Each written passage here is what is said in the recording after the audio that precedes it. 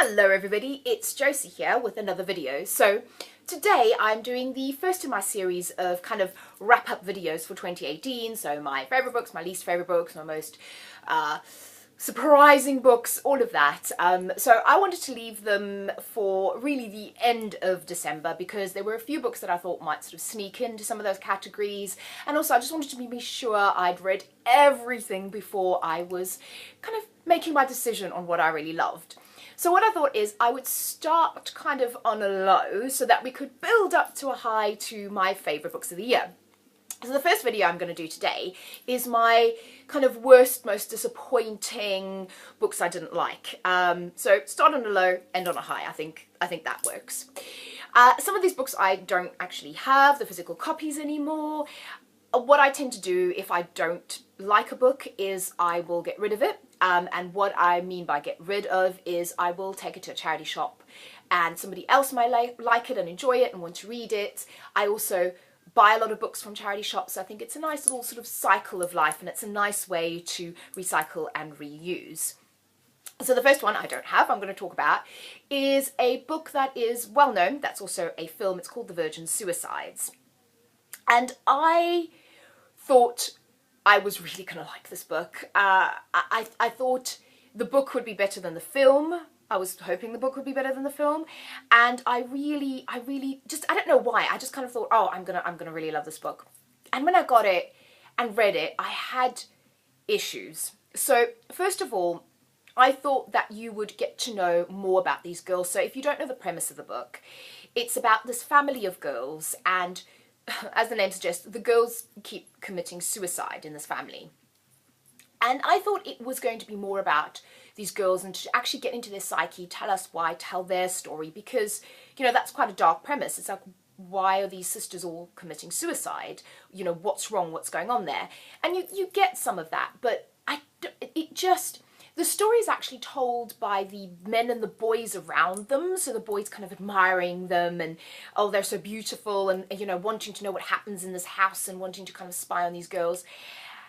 And I don't know if because it was a male author, that's kind of the direction he took, but it bothered me, like this premise of these girls and how there must be some sort of quite deep psychological issues going on for them to want to all commit suicide, and what's going on in this house and them being kept in this house by their parents and that. And I feel exploring that from just a bunch of teenage boys watching them mainly is a really shallow, superficial way of doing it, and it really bothered me. And it bothered me that we didn't get any perspective from these girls at all.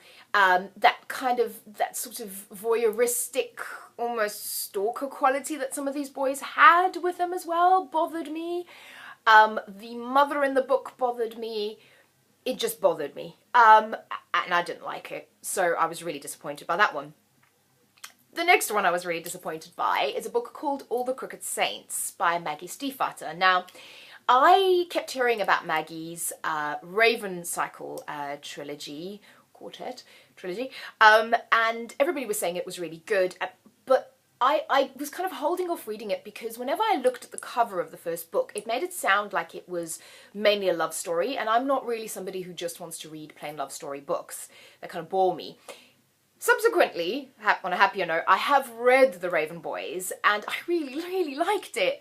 And it's not only a love story, which is great, but I thought at the time it would be, so I thought, well, let me read one of her other books, and I picked up All the Crooked Saints. And this one, the premise is that it's a family, I think it's out in Mexico, New Mexico, and they are essentially a family of saints. They grant wishes to people, to pilgrims that come and see them, and that sounded really interesting and really unique, but although the writing was good, I was really bored in the beginning of this book. I found it was really slow going, and although there were some bits and pieces that were good and kind of this premise of healing yourself, I just found it kind of boring. And I didn't connect with the characters very much. I just found that the characters weren't really interesting. The writing was good, but the plot line was boring, and I was really disappointed because I thought, because everybody was hyping up Maggie as an author, I thought it was going to be really good. So clearly I've picked up the wrong book to kind of start my life journey with Maggie. Now that I've read The Raven Boys, I'm much happier, but All the Crooked Saints, I wouldn't recommend.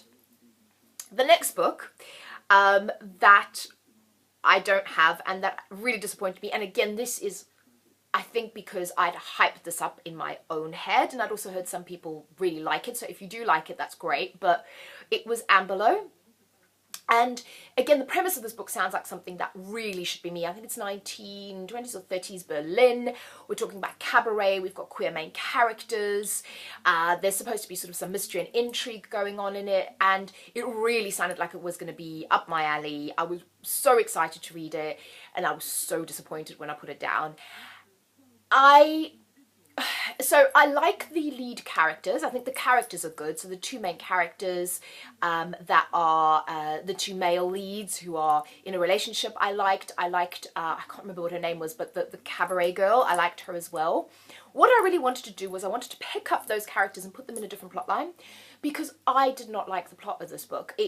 So I love mystery, I love thrillers, but they really, I like a faster pace for mystery and thrillers. And this one, actually no, it wasn't even that the pace was slow.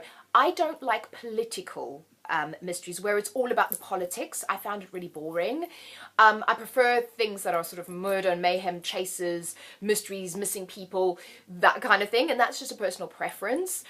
When we're talking about just a pure political game, where people are playing a political game, I found the thriller aspect of this book incredibly boring and very non-thrilling for me. So if I could have taken the characters and shifted them, or if the thriller aspect of this book would have been more interesting, I would have loved it. But just for me, it was not thrilling. I found it very boring. I found it kind of hard going. I didn't make it through to the end. I would definitely not pick up Armistice, which is the sequel. I have no interest in knowing what happens with this political kind of intrigue. So yeah, I was really disappointed because this was one that I'd hyped up in my own brain, and yeah, it let me down. So the next book, and I still have it because it's just on its way to the charity shop bag, that again was a hyped up, I know people love this book, and don't hate me if you love it, but I found The Diviners by Libba Bray. Again, on paper, this sounds like it would absolutely be my book. So 1920s New York, flapper era. There's kind of a magical mystery element of it, of these diviners, of this man hunting, kind of this killer element. And I loved all that. What I detested is the main character. I found her so annoying. And this is a long book to be annoyed by a main character. This was obviously a choice that Libba Bray made, but to me, she makes the character sound really stupid and quite sort of airheaded, and I don't get that, because she's supposed to be helping solve these murders and she's supposed to be a diviner, yet you're making her sound really like an airhead. And she uses this literary technique where she tries to get her to speak like a flapper, and she doesn't really do it with every character.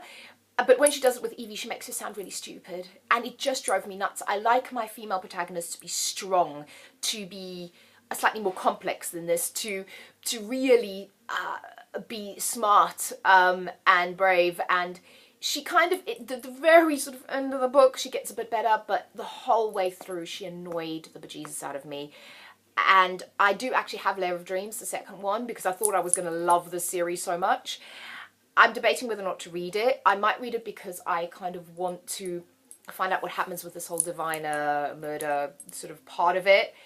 But if that main character, the character's just annoying. She just annoys me. She really annoys me.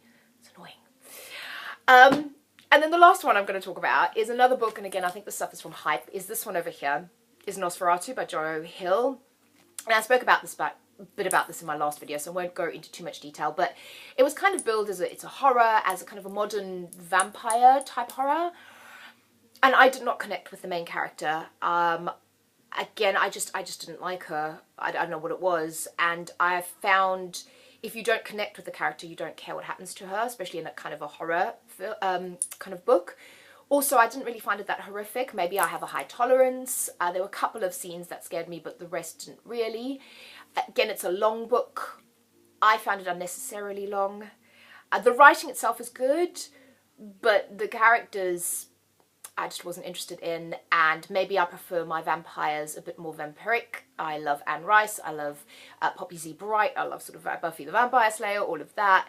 This didn't really have any vampire elements at all in it for me, bar the name of the book.